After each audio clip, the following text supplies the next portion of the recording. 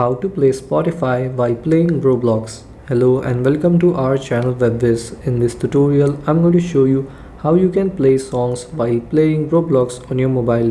So please watch till the end to properly understand the tutorial. So first, I'm gonna go to my Spotify. And then here, I'm gonna play a song.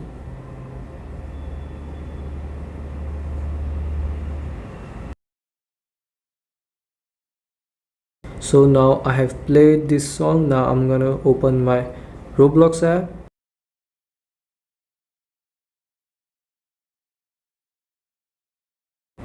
And now I'm gonna play a game and see that if the Spotify music is still on. So I'm gonna open up a game and try to play it.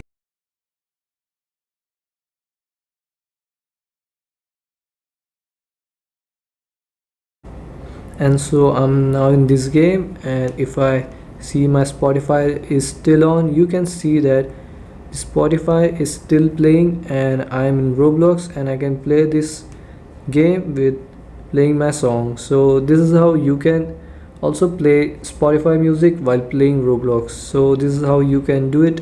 Thanks for watching.